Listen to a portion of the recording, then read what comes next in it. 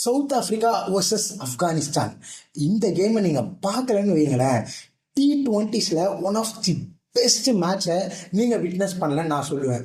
ஒரு சூப்பர்வான மேட்ச் அகமதாபாத்தில் நடந்தது. இப்போ தான் ரியல் T20 வேர்ல்ட் கப்பே ஸ்டார்ட் ஆன மாதிரி இருந்தது. சூப்பர் ஓவருக்கு மேலே சூப்பர் ஓவர், யார் வின் பண்ணுவாங்கன்னே தெரியாமல் லாஸ்ட் பால் வரைக்கும் மேட்ச் ரொம்ப ரொம்ப சூப்பராக போயிட்டு இருந்துச்சு. அந்த மேட்ச்க்கான ஒரு போஸ்ட் மேட்ச் ரிவ்யூவாக தான் இது இருக்க போது. ஆப்கானிஸ்தான் என்னென்னலாம் தப்பு பண்ணாங்க அப்படின்றத இந்த வீடியோவில் நம்ம சுட்டி காட்ட போகிறோம். பிகாஸ் ஆப்கானிஸ்தான் இனிமேல் மினோஸ் கிடையாது. எல்லாருமே ஆப்கானிஸ்தான் வளர்ந்து வர டீம் அப்படி இப்படிலாம் சொல்லிட்டு இருக்கோம். பட் இனிமேல் அவங்க கிடையாது. அந்த மாதிரி சூப்பர் 8க்கு தகுதி பெறக்கூடிய ஒரு இம்பார்ட்டன்டான டீம் ஆப்கானிஸ்தான். அந்த லெவலில் இருக்கிற ஒரு டீம் இந்த மாதிரி சின்ன சின்ன மிஸ்டேக்ஸால் அவங்கள டீக்ரேட் பண்ணிக்கிறாங்க. ஸோ அது எல்லாத்த பற்றி இந்த வீடியோவில் பேசலாம். கண்டிப்பாக வீடியோ ஸ்கிப் பண்ணாமல் பாருங்கள், உங்களுக்கு யூஸ்ஃபுல்லாக இருக்கும். அண்ட் இந்த மாதிரி இன்ட்ரெஸ்டிங்கான யூடியூப் கண்டென்ட்டுக்கு நம்மளோட சேனலை சப்ஸ்கிரைபும் பண்ணி வச்சுக்கோங்க.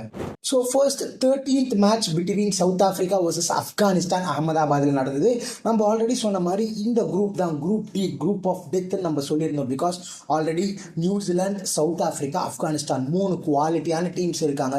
இதுல இருந்து நெக்ஸ்ட் ரவுண்டுக்கு 2 டீம் தான் குவாலிஃபை ஆக போறாங்க அப்படின்றதுனால ஏதோ ஒரு டீம் போவாங்க. அதனால இது ஒரு சூப்பரான குரூப்பாக இருக்கும்னு சொல்லியிருந்தோம். அதுக்கு ஏற்ற மாதிரி T20s one of the best game இந்த ஒரு குரூப்பில் இருந்தால் வந்திருக்கு. நாட் ஓன்லி இந்த T20 வேர்ல்ட் கப்பில் இருந்து மட்டும் சொல்ல, மொத்தமாக T20 ஹிஸ்ட்ரியிலேயே இது ஒன் ஆஃப் தி பெஸ்ட் கேம்னு நம்ம சொல்லலாம். நம்ம ஆல்ரெடி பேசியிருந்த மாதிரி ஆப்கானிஸ்தான் நியூசிலாந்து கூட ஃபர்ஸ்ட் மேட்ச் ஆட் ஷேப்பாக தோத்துட்டாங்க. அங்கேயுமே ரொம்ப ரொம்ப பெரிய மிஸ்டேக் பண்ணிட்டாங்க. எதுக்கு இந்த மாதிரி மிஸ்டேக்லாம் பண்ணுறாங்கன்னே தெரியல. லைக் நூர் அகமதை வெளியே உட்கார வச்சுட்டு ஜியாவை உள்ள ஒரு ஃபாஸ்ட் பவுலர் ஜியா அப்படின்ற ஒரு ஃபாஸ்ட் பவுலரை விளையாட வச்சுருந்தாங்க. பட் எதுக்கு பண்ணாங்க, ஏன் பண்ணாங்க யாருக்குமே தெரியல. சேப்பாக், நூர் அகமது, சென்னை பாய் எல்லாருக்குமே தெரியும். ஸ்பின்னர்ஸ்க்கு ஹெல்ப்ஃபுல்லான ட்ராக். அதே மாதிரி ஒரு 11 மணி கேம். அப்படி இருக்கக்கூடிய ஒரு பிளேயரை உட்கார வச்சுட்டு நியூசிலாந்து கூட ஆடினாங்க. அந்த கேம் கண்டிப்பாக நூர் அகமது இருந்தால் டீம் மாறி இருக்கும், கேம் மாறி இருக்கும். ஸோ அங்கே அவங்களுக்கு ஃபர்ஸ்ட் தப்பு பண்ணதுனால அந்த கேம் காஸ்ட் ஆச்சு. செகண்ட் கேம்குள்ளே வரும்போது கண்டிப்பாக நூர் அகமதை எடுத்துகிட்டு வந்திருந்தாங்க. டாஸ் வின் பண்ணி பவுலிங் சூஸ் பண்ணாங்க ஆப்கானிஸ்தான். ஐடன் மார்க்ரம் ஒரு பெரிய ஸ்டார்ட் சொல்ல முடியாது, 8 பால்ல just 5 run. And Quentin de Kock நம்ம ஆல்ரெடி பேசியிருந்த மாதிரி ஒரு நல்ல ஃபார்மில் இருந்து வந்துட்டு இருக்காரு. பாகிஸ்தான் கூடயும் நல்லா ஆடினாரு. அண்ட் வெஸ்ட் இண்டீஸ் கூடயும் T20 சீரீஸ், அது மட்டும் இல்லாமல் SA20 நல்லா விளையாடினாரு. அந்த ஒரு ஃபார்மை இங்கே எடுத்துகிட்டு வந்தார். ரைன் ரிக்கல்டன், டெவால் பிரவிஸ் 19 பால்ல 23 அடித்தாலும் சூப்பர் ஓவர்ஸில் அவங்களுக்கு ஒரு ஹீரோவாக இருந்தார். அண்ட் டேவிட் மில்லர் எவ்வளோ ஒரு இம்பார்ட்டண்டான பிளேயர் இந்த ஒரு டீமுக்கு அப்படின்றத மேட்சுக்கு மேட்ச் நிரூபிச்சுக்கிட்டே இருக்காரு. ஸோ மொத்தமாக இவங்க ஸ்கோர் பண்ண ரன்னு பார்க்கும்போது 187 ரன் அடிச்சிருந்தாங்க ஃபார் 6 விக்கெட். பவுலிங்னு பார்க்கும்போது ஓரளவுக்கு டீசெண்டான பவுலிங் தான் போட்டிருந்தாங்க. ஃபசலுல்லா ஃபருக்கி 4 ஓவருக்கு 32 ரன் கொடுத்து 1 விக்கெட் எடுத்திருந்தாரு. தென் அஸ்மத்துல்லா உமர் ஜாய் 4 ஓவருக்கு 41 ரன் கொடுத்து 3 விக்கெட். அண்ட் ரஷீத் கான் 4 ஓவரில் 28 ரன்ஸ் மட்டுமே கொடுத்து 2 விக்கெட். பிக் ஆஃப் தி பவுலராக இவர் தான் இருந்தார். ஆப்கானிஸ்தான் பேட்டிங்னு பார்க்கும்போது ஒன்ஸ் அகெயின் ரொம்ப சூப்பராக இன்னிங்ஸை பேஸ் பண்ணாங்க. எஸ்பெஷலி ரஹ்மானுல்லா குர்பாஸ். இந்த மேட்ச் அவரோட கரியர்லேயே இது ஒன் ஆஃப் தி பெஸ்ட் கேமாக இருக்கும். அவர் 42 பால்ல 84 ரன் அடிச்சாரு with 200 strike rate, 4 4 7 6. But middle order சொதப்பிருச்சு. லாஸ்ட் மேட்ச் அகேன்ஸ்ட் நியூசிலாந்து இவங்களோட மிடில் ஆர்டர் எந்த அளவுக்கு பர்ஃபார்மன்ஸ் பண்ணாங்களோ, ஒரு குல்புதீன் நைபோ, செதிகுல்லா அட்டலோ, தார்விஷ் ரசூலியோ, இந்த கேம் 3 பேரும் சேர்ந்து ஒரு மொத்தமாக ஃப்ளாப் ஆயிட்டாங்க. அட்டல் அண்ட் குல்புதீன் நைப் 2 பேரும் டக் அவுட்டு, தார்விஷ் ரசூலி 15 ரன். இவங்க 3 பேரில் யாராவது ஒருத்தவங்க ஸ்டாண்ட் பண்ணி கொஞ்சம் ஆடி இருந்தா கேம் அவங்க அங்கேயே சீல் பண்ணியிருக்கலாம். இல்லை, அங்கேயும் விட்டாச்சு. சரி, ஓகே. கடைசியாக நூர் அகமது அவ்வளோ கேம்ஸ் ஃபினிஷ் பண்ணுறாரு. 2 6 சூப்பரான 6 அடித்தார். அண்ட் அகெயின் சொல்கிற மாதிரி ககிசோ ரபாடா கைஸ், சவுத் ஆஃப்ரிக்காவோட பவுலிங் ரொம்ப ரொம்ப ரொம்ப மோசமாக இருக்குது. நீங்கள் நினைக்கிற மாதிரி சவுத் ஆஃப்ரிக்கன் பவுலிங் கிடையாது. எல்லாருமே சொல்லலாம் big names like Marco Jansen இருக்கார், ரபடா இருக்கார், மகாராஜ் இருக்கார், லிண்டே இருக்கார், செம்ம பவுலிங் அட்டாக்குன்னு நீங்கள் சொல்லுவீங்க. பட் இப்போது அவங்களோட ரீசன்ட் ஃபார்ம் அண்ட் அவங்க போடுற பவுலிங்லாம் வச்சு பார்க்கும்போது one of the worst bowling attack super 8 வரும்போது one of the worst bowling அட்டாக்காக சவுத் ஆஃப்ரிக்காவை தான் சொல்லுவேன். ஆல்ரெடி சொன்ன மாதிரி பிக் நேம்ஸ் நிறைய இருக்காங்க, பட் யாருமே பர்ஃபார்மன்ஸ் பண்ணுறதில்ல. இது நம்ம கனடா கேம்லேயே பார்த்தோம். ஒரு கனடா மாதிரியான டீமே அகைன் சவுத் ஆஃப்ரிக்கா ஒரு 160 ரன் கிட்ட வந்தாங்க அப்படின்னும் போது இதை கண்டிப்பாக வின் பண்ணியிருக்கணும் கைஸ். ஆப்கானிஸ்தான் சூப்பர் ஓவரே வந்துடக்கூடாது. கடைசியாக 3 பால்ல 2 ரன் தேவைப்படுது. ஃபசலுல்லா ஃபருக்கி என்ன ரன்னிங் பண்ணுறாருன்னே தெரியல. அந்த மாதிரி ஒரு கிளச் மூமெண்ட்ல டைவ் அடிச்சு கேம் அங்கேயே ஃபினிஷ் பண்ண பார்க்கணும். 2 ஓடினாங்க, அது 100% 2 ரன் தான். கிளீனாக ஓடினா கண்டிப்பாக அந்த கேமை அங்கேயே அவங்க சீல் பண்ணியிருக்கலாம். அண்ட் சீல் பண்ணுறதுக்கு முன்னாடி ரபடாக்கு வரணும். ரபடா என்ன பவுலிங் போடுறாருன்னே தெரியல. எலிட் லீக்ல இருக்காரு. ஒரு பும்ரா பும்ரா, ஒரு மிச்சல் ஸ்டார், பேட் கமின்ஸ் அந்த லெவலுக்கு கம்பேர் பண்ணக்கூடிய ஒரு ககிசோ ரபாடா ரீசெண்ட் டேஸில் அந்த அளவுக்கு ஒர்த்தாக பர்ஃபார்மன்ஸ் பண்ணுறாரான்னு கேட்டிங்கன்னா 100% கிடையாது. 3.4 ஓவர் போட்டு 38 ரன்ஸ் கொடுத்து ஒரு விக்கெட் எடுத்திருந்தாரு. பட் நிறைய நோ பால்ஸ், கடைசி ஓவரில் அவர் நோ பால் போட்டது தான் காஸ்ட் ஆச்சுன்னு சொல்லணும். அகைன் நம்ம ஆல்ரெடி சொன்ன மாதிரி ஃபசலுல்லா ஃபரூக்கி கண்டிப்பாக ஓடி இருந்தால் அங்கேயே கேம் முடிஞ்சிருக்கும். தேவையில்லாமல் சூப்பர் ஓவருக்குலாம் எடுத்துகிட்டு வந்தாங்க. ஓகே, சூப்பர் ஓவர் தான் வந்தாங்க அப்படின்னு பார்த்து ஆப்கானிஸ்தான் பேட்டிங் ஃபர்ஸ்ட் பண்ணி 17 ரன் அடித்தாங்க. அண்ட் ஒரு சூப்பரான நாக் அஸ்மத்துல்லா ஒமர் ஆடினாரு. 5 பால்ல 16 ரன் அடித்தார். 2 4 1 6 வித் 320 ஸ்ட்ரைக் ரேட். ஒரு சூப்பர் ஓவர் கேமில் 15 ரன் தாண்டிட்டாலே கண்டிப்பாக டிஃபெண்ட் பண்ண போகிற டீமுக்கு ஒரு பெரிய அட்வான்டேஜ். பட் அதை அகெயின் இங்கே இவங்க யூஸ் பண்ணிக்கலான்னு தான் சொல்லணும். ரொம்பவே சூப்பராக பவுலிங் பண்ணாங்க. பட் அகெயின் ஒரு பாலில் 7 ரன் அடிக்கணும் அப்படின்ற கட்டாயம் வரும்போது ட்ரிஸ்டின் ஸ்டெப்ஸ் தூக்கி ஒரு 6 அடிச்சு அகெயின் இன்னொரு சூப்பர் ஓவராக வந்துருச்சு.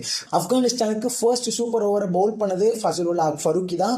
ஓரளவுக்கு டீசெண்டாக பவுல் பண்ணார்னு சொல்லணும் guys. Because David Miller, Dewald Brevis and ஒரு ட்ரிஸ்டின் ஸ்டெப் மாதிரியான பிளேயருக்கு 17 ரன் டீசெண்டாக போட்டார். பட் அங்கங்கே ஒரு எட்ஜ் 4 போயிடுச்சு. ட்ரிஸ்டன் ஸ்டெப் உள்ளே வந்தோடனே ஒரு எட்ஜ் 4 போயிடுச்சு தேர்ட் மேனில். அதுவுமே பார்த்தீங்கன்னா வந்து இவங்களுக்கு ஒரு டிஸ்அட்வான்டேஜ்னு சொல்லணும்.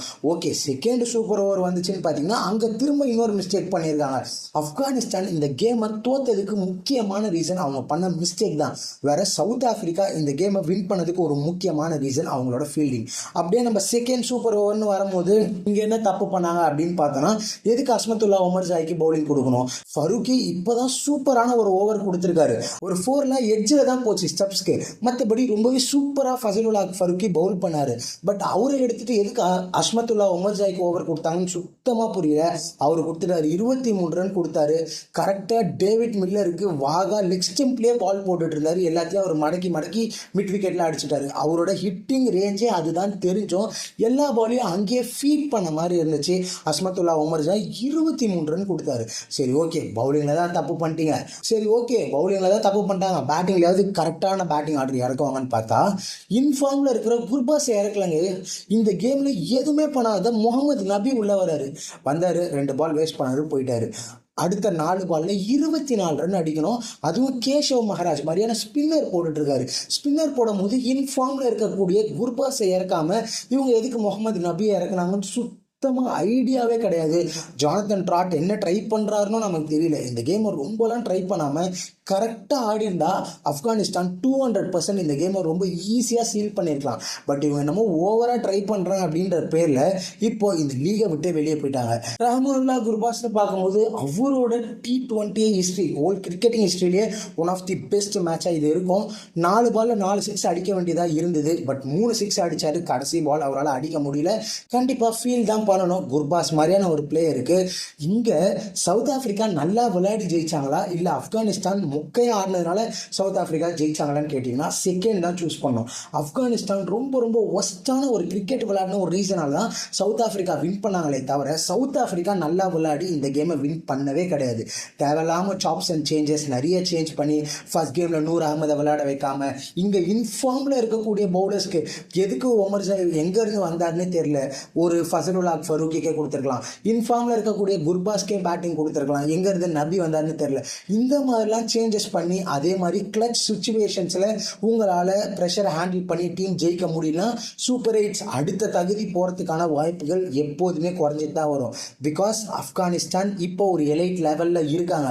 அவங்க ஒரு அயர்லாந்து மாதிரியோ நேபாள் மாதிரியோ வெஸ்ட் இண்டீஸ் மாதிரியோ டீம் கிடையாது. Last season of T20 world கப்லேயே செமிஃபைனலிஸ்ட் அப்படின்னும் போது அதுக்கு ஏற்ற மாதிரி கேமை இன்க்ரீஸ் பண்ணி விளையாடணும். பட் அதை இங்கே பண்ண தவறிட்டாங்க. எனக்கு தெரிஞ்சு இந்த T20 வேர்ல்ட் கப்பில் ஆப்கானிஸ்தானோட கேம் இதோட முடிஞ்சிருச்சு.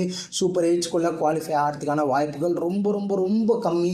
இதுக்கப்புறம் அவங்க செம்மையாக விளையாடி அதே மாதிரி இவங்களோட ஆப்போனன்ட்ஸ் இவங்களுக்கு ஏற்ற மாதிரி தோத்தா மட்டும்தான் இவங்க நெக்ஸ்ட் ஸ்டேஜ் போக முடியும். பட் அதெல்லாம் நடக்கிறதுக்கு வாய்ப்புகள் ரொம்ப ரொம்ப கம்மி. அப்படின்றதுனால சவுத் ஆஃப்ரிக்கா அண்ட் நியூசிலாந்து இந்த டேபிளில் இருந்து த்ரூ ஆகிடுவாங்க. இதை பற்றி நீங்கள் என்ன நினைக்கிறீங்கன்றதை கமெண்ட் செக்ஷனில் சொல்லுங்கள். நம்ம சொன்ன மாதிரி ஆப்கானிஸ்தான் பண்ண தப்புனால தான் இந்த லெவலில் இருக்காங்க. ஸோ இந்த வீடியோ பிடிச்சின்னா மறக்காம நம்மளோட சேனலை சப்ஸ்கிரைப் பண்ணிக்கோங்க. கூட இருக்க பெல் ஐக்கான் கிளிக் பண்ணிக்கோங்க. ஸோ நான் போடுற வீடியோஸ்க்கான நோட்டிஃபிகேஷன் உங்களுக்கு இன்ஸ்டண்ட்டாக வந்துடும். தேங்க்ஸ் ஃபார் வாட்சிங்.